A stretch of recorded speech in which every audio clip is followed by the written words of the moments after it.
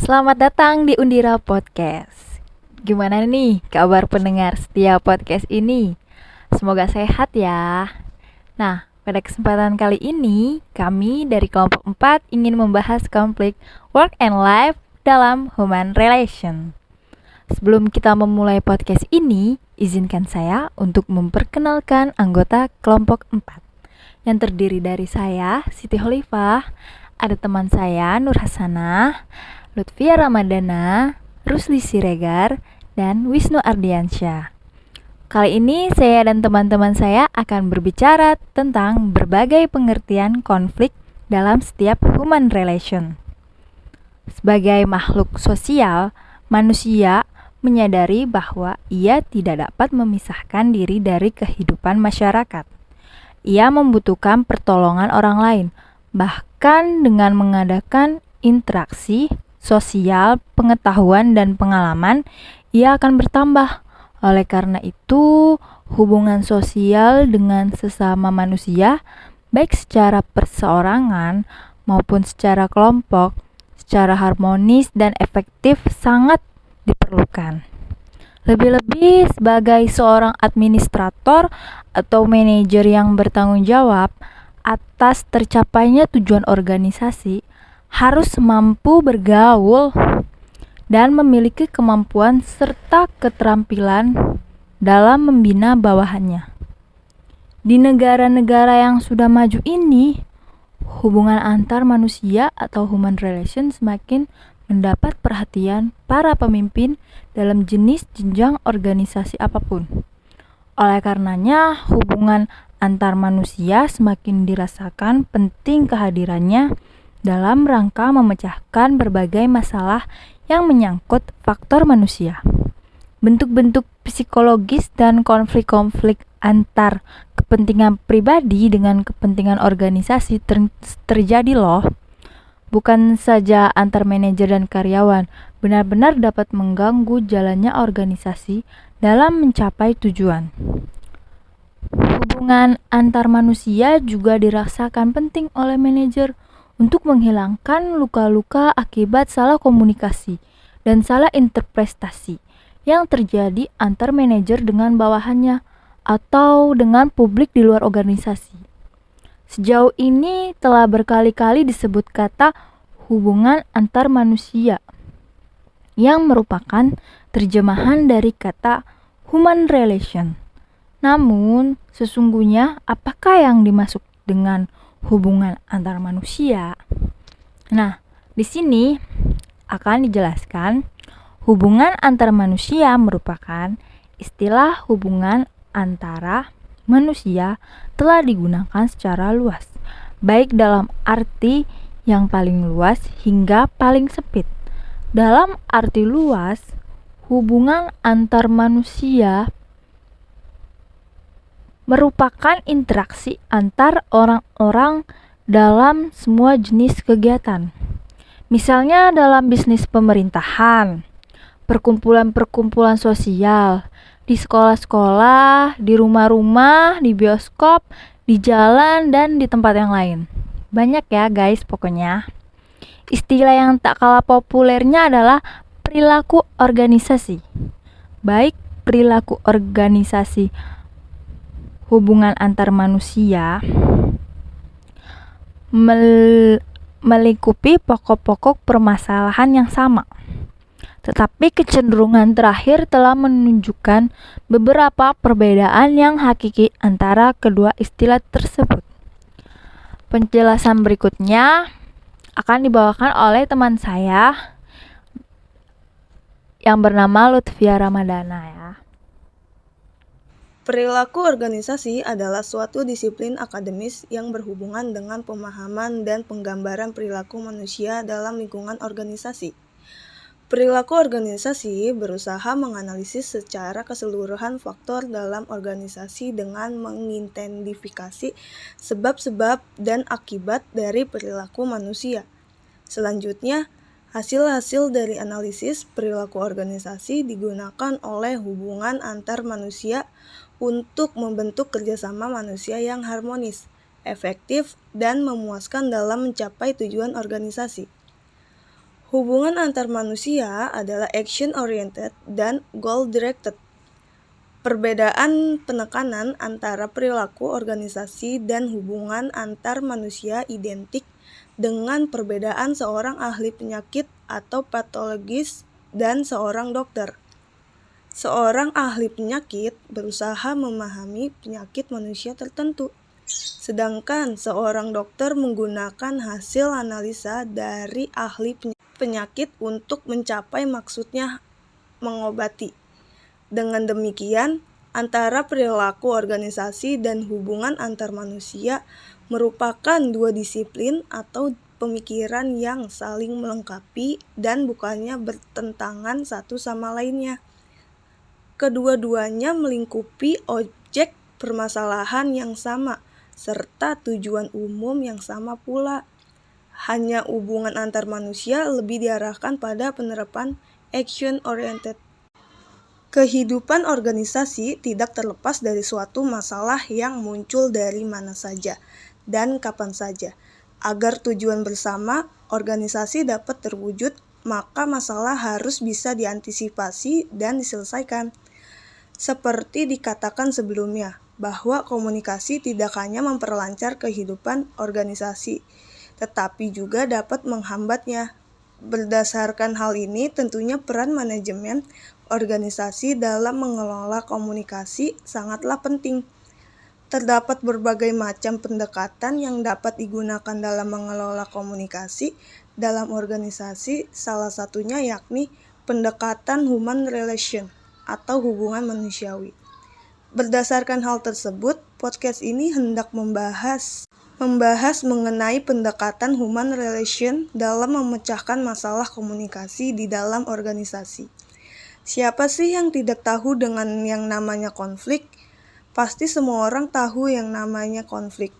Setidaknya atau minimalnya mereka pernah mendengar istilah yang bernama konflik. Entah mereka mengetahuinya secara langsung atau tidak langsung. Kita bisa menemukan yang namanya konflik di setiap tempat dan keadaan. Karena konflik tidak bisa hilang kecuali masyarakat atau komunitas yang sedang memiliki konflik tersebut juga ikut hilang, alias ikut punah. Tidak ada masyarakat atau komunitas yang tidak memiliki konflik. Pasti mereka memiliki konflik. Karena konflik itu sendiri disebabkan oleh adanya perbedaan sudut pandang dari masing-masing elemen yang ada dalam masyarakat atau komunitas tersebut. Sebagian orang mungkin berpikir bahwa konflik pasti menjurus pada hal-hal yang bersifat negatif. Akan tetapi hal itu tidak benar. Karena tidak semua yang namanya konflik itu menghasilkan hal-hal yang bersifat negatif. Karena konflik juga bisa membawa hal-hal yang berpositif. Menurut pandangan hubungan manusia, Human Relation View, pandangan ini menyatakan bahwa konflik dianggap sebagai suatu peristiwa yang wajar terjadi di dalam kelompok ataupun organisasi. Konflik dianggap sebagai sesuatu yang tidak dapat dihindari karena di dalam kelompok atau organisasi pasti terjadi perbedaan pandangan atau pendapat antar anggota. Oleh karena itu, konflik harus dijadikan sebagai suatu hal yang bermanfaat guna mendorong peningkatan kinerja organisasi. Dengan kata lain, konflik harus dijadikan sebagai motivasi untuk melakukan inovasi atau perubahan di dalam tubuh kelompok atau organisasi. Menurut pandangan interaksionis, the interactionist view, pandangan ini cenderung mendorong suatu kelompok atau organisasi terjadinya konflik. Hal ini disebabkan suatu organisasi yang kooperatif, tenang, damai, dan serasi. Maka cenderung akan menjadi statis, apatis, tidak aspiratif, dan tidak inovatif. Oleh karena itu, menurut pandangan ini, konflik perlu dipertahankan pada tingkat minimum secara berkelanjutan sehingga tiap anggota di dalam kelompok tersebut tetap semangat, kritis, dan kreatif.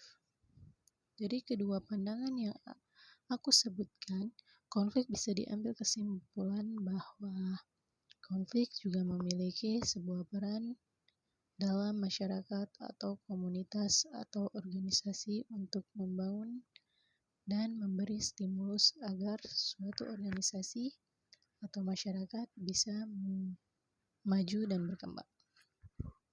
Akan tetapi, konflik tersebut masih dalam batasan wajar dan bersifat konstruktif.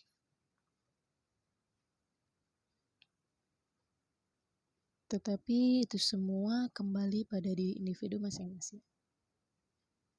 Jika mereka mempersepsikan konflik sebagai suatu hal yang bersifat negatif, maka itulah yang mereka dapatkan.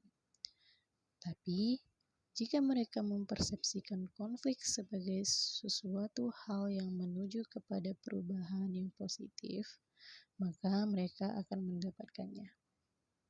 Setelah mereka berpegang dengan apa yang mereka persepsikan tentang yang namanya konflik, mereka akan memberikan respon sesuai dengan apa yang mereka persepsikan sebelumnya. Jika yang mereka persepsikan bahwa konflik itu memberi dampak negatif, mereka akan bersifat menolak dan pasti akan mencari cara bagaimana cara agar tidak muncul konflik. Akan tetapi, hal itu pula berlaku sebaliknya bagi mereka yang bersifat pro atau menerima dan memiliki persepsi positif dalam menyikapi sebuah konflik yang dalam catatan bahwa konflik tersebut masih dalam batas minimal, maka mereka pasti akan tetap memunculkan yang namanya konflik atau dalam batas wajar dan bisa dikontrol. Oke, selanjutnya akan dilanjuti oleh rekan saya, Wisnu Ardiansyah.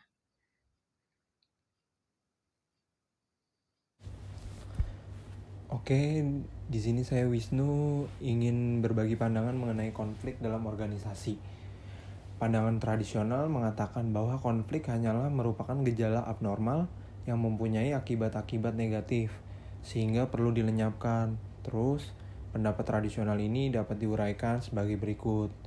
1. Contohnya, konflik hanya merugikan organisasi, karena itu harus dihindarkan dan ditiadakan. Yang kedua, konflik ditimbulkan karena perbedaan kepribadian dan karena kegagalan dalam kepemimpinan.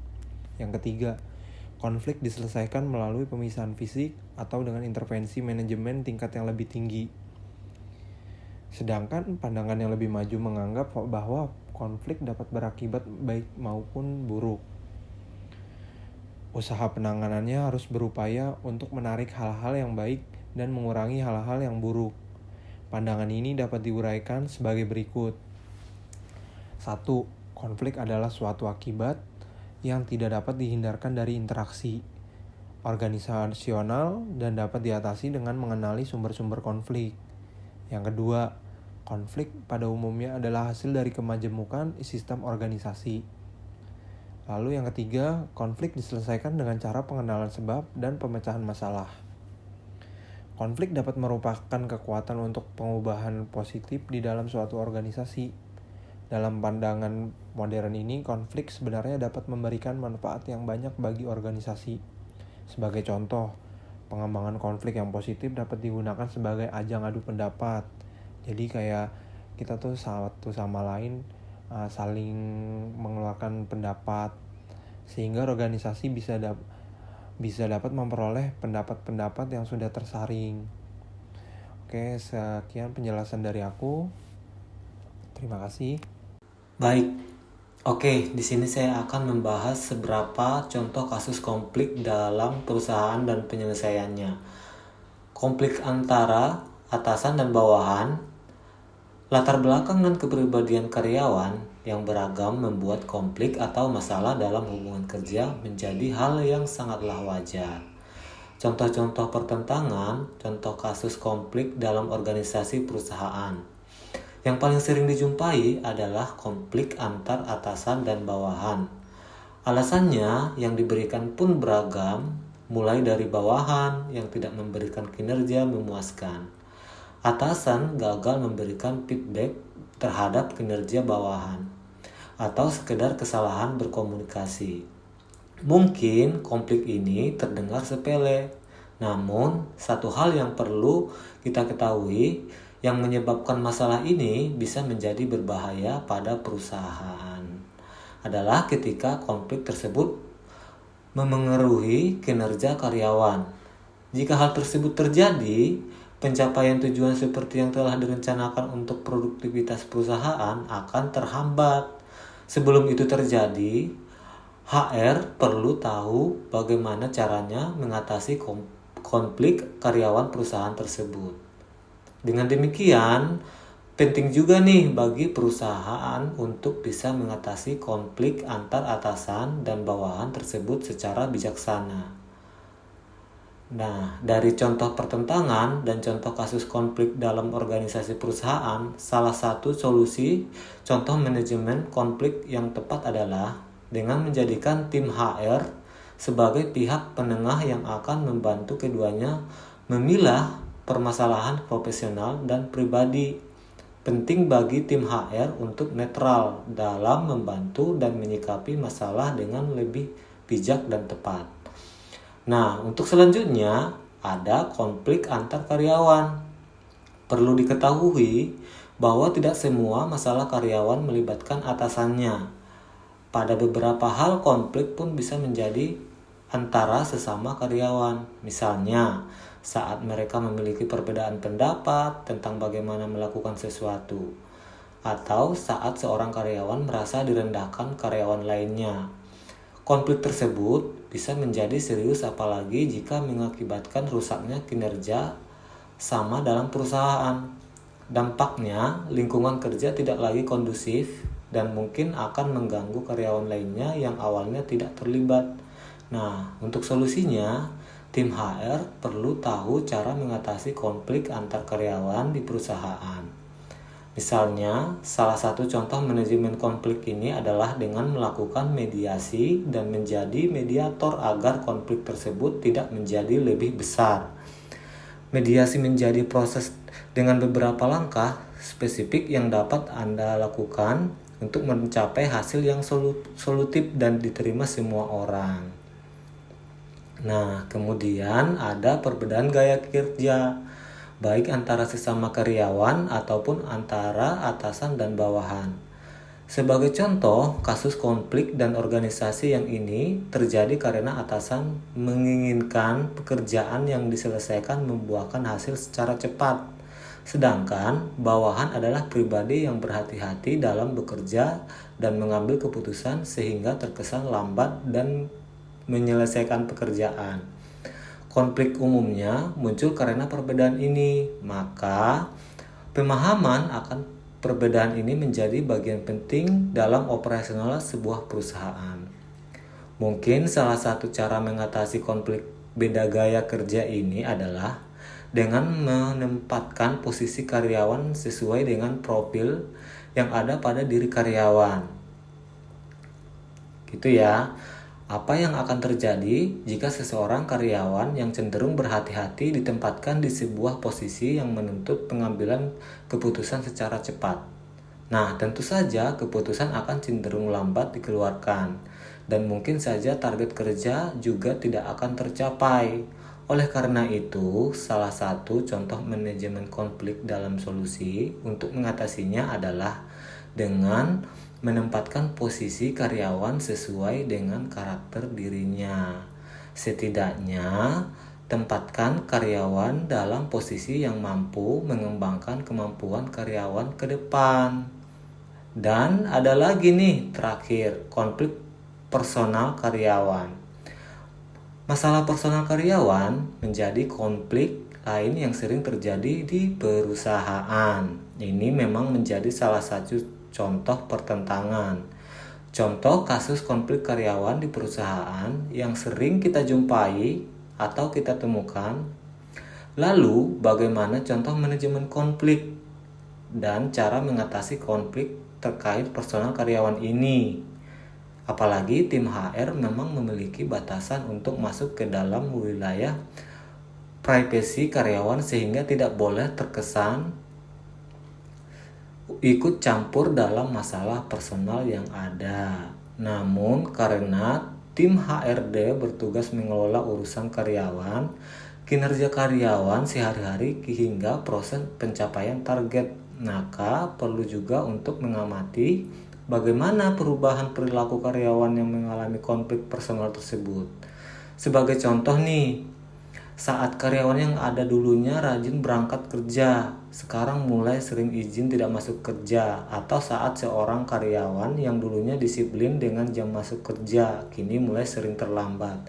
Perubahan perilaku seperti itulah yang perlu diamati. Jika hal tersebut dibiarkan begitu saja, maka kemungkinan kinerja karyawan tersebut akan menurun dan produktivitas kerja perusahaan akan terganggu. Nah, tim HR bisa melakukan proses coaching dan konseling sebagai solusi, menjelaskan sudut pandang dari manajemen terkait perubahan karyawan tersebut. Misalnya, karyawan akan dinilai tidak berprestasi dan tidak profesional oleh manajemen. Tak hanya itu, tim HR perlu memberikan solusi yang bijak untuk permasalahan yang ada. Nah, sampai di sini kita paham ya untuk penjelasan yang saya terangkan tadi. Oke. Di sini saya akan menceritakan fenomena tentang konflik human relation pada kasus tahun 2010. Di suasana PT Dry Dock World Graha di Tanjung Muncang, Batam, Kepulauan Riau mendadak mencekam pada Kamis 22 April 2010 silam. Dalam catatan sejarah, ribuan pekerja perusahaan tersebut mengamuk dan membakar kantor mereka. Kerusuhan ini pecah sekitar pukul 7 waktu Indonesia Barat. Pagi itu sejumlah petinggi masing-masing departemen perusahaan itu baru saja menggelar rapat. Satu di antaranya bagian kelistrikan proyek L205. Mereka menggelar rapat di salah satu ruangan gedung manajemen. Di ruangan tersebut hadir para supervisor baik yang berkewarganegaraan Indonesia maupun pekerja asing. Saat rapat berlangsung, tiba-tiba seorang supervisor berkewarganegaraan India mengeluarkan kata-kata kasar dengan menyebut all Indonesians stupid atau semua orang Indonesia bodoh. Umpatan itu membuat supervisor berkewarganegaraan Indonesia yang hadir di ruangan itu naik pitam dan nyaris adu jotos, tapi berhasil diredam. Seusai rapat, supervisor Indonesia itu ternyata juga memaki para pekerja WNI yang tengah mengerjakan kapal L205. Dia mengatakan 99% Indonesia stupid. Hinaan itu pun dengan cepat menyebar ke sekitar 10.000 pekerja dry dock yang masuk pagi itu. Mereka pun bergerak mencari pekerja asal India itu. Mereka meminta agar pekerjaan asing asal India hengkang dari Batam. Kemarahan pekerja kian tak terkendali. Mobil sejumlah petinggi dry dock yang terparkir di depan gedung manajemen dan gedung owner jadi sasaran. Mereka merusak hingga membakar beberapa di antaranya. Total ada 5 dari 38 mobil habis dibakar. 9 orang pekerja perusahaan itu terluka parah, 6 orang di antaranya pekerja asal India dan 2 lainnya WNI. Kapoltabes Barelang saat itu, Kombes Lenas Braksan berjanji akan mengusut tuntas masalah tersebut. Pekerja asal India berinisial G yang dianggap menjadi pemicu langsung ditetapkan sebagai tersangka. Kami telah menetapkan seorang WN India sebagai tersangka, inisialnya G. Dia diduga melakukan penghinaan terhadap sesama pekerja yang memicu kerusuhan, ungkap Leonidas. Leonidas mengatakan G dikenakan pasal penghinaan karena menyampaikan perkataan menghina kepada sesama sehingga menimbulkan kemarahan pada sesama pekerja. Leonidas juga meminta rekan kerja G yang mendengar langsung kata-kata hinaan yang disampaikan untuk memberikan kesaksian di Mapoltabes Balerang. Bagi para karyawan yang mendengar langsung perkataan penghinaan yang diucapkan tersangka agar datang ke Poltabes, ucap Leonidas. Leonidas memastikan bahwa situasi keamanan di kawasan PT Dry Dock telah aman terkendali. Namun, aparat keamanan masih melakukan pengamanan di kawasan Speyard tersebut hingga saat ini. Situasinya telah kondusif. Batam kini terkendali pasca peristiwa itu, tuturnya. Leonidas juga menegaskan dalam kerusuhan itu tidak terdapat korban tewas, tapi ada 9 orang yang terluka. 3 di antaranya telah diizinkan pulang ke rumah dan lainnya masih dirawat intensif di rumah sakit. Saya pastikan tak ada korban yang meninggal hingga saat ini, pungkas Leonidas. Sementara G yang menjadi pemicu kerusuhan akhirnya dipecat. Orang yang bertikai di dalam seorang warga negara India, orang yang terkait diberhentikan, kata Wali Kota Batam, Ria Saptarika di Batam. Selain G, beberapa pekerja yang dikhawatirkan dapat memicu suasana negatif juga dilarang masuk kerja. Namun, Ria tidak menyebut jumlah dan warga negara pekerja. Ia mengatakan kerusuhan Dry Docks menjadi perhatian khusus pemerintah Kota Batam, keamanan dan badan pengusaha kawasan. Akibat peristiwa itu, sebanyak 42 ekspatriat dalam berbagai negara di antaranya Belanda, Myanmar, Singapura, dan Malaysia diamankan di Mapoltabes Balerang karena mereka tidak bisa kembali ke tempat tinggalnya. Di mes PT Dry Dock, beberapa di antara mereka ada yang meminta pulang ke Singapura. Mereka mengaku pasrah terhadap peristiwa perusahaan dan pembakaran perusahaan shipping tersebut. Sebagian besar memilih ingin segera pulang ke negaranya karena khawatir menjadi korban anarkisme sama pekerja di perusahaan tersebut. Ada pula yang mengaku masih menunggu kebijakan dari kedutaan negaranya yang ada di Indonesia untuk menentukan langkah mereka selanjutnya setelah peristiwa tersebut. Tergantung embasi saya, kalau disuruh pulang terpaksa dituruti, ujar Wen Naing, salah satu warga Myanmar di Mapoltabes Balerang. Hal senada juga disampaikan Salaban, WNA asal Malaysia yang menjadi Commission Engineering perusahaan itu. Ia mengaku akan segera pulang ke negara asalnya, sebab ia khawatir dengan keselamatan jiwanya. Ashok Kumar, seorang WNA India, juga memilih pulang ke negaranya karena takut dengan kondisi perusahaan tersebut. Padahal selama bekerja ia tak pernah mendengar atau mengalami perselisihan antara sesama pekerja. Kami semua sahabat kok, ini baru pertama kali terjadi selama saya bekerja di PT Dry Dock, ujar Ashok. Itulah mengapa pentingnya human relation terhadap pekerjaan dan kehidupan. Oke, buat kamu yang udah setia mendengarkan podcast ini, jangan lupa support suara kelompok 4 ya. Silakan berkomentar yang baik dan see you the next video. Thank you.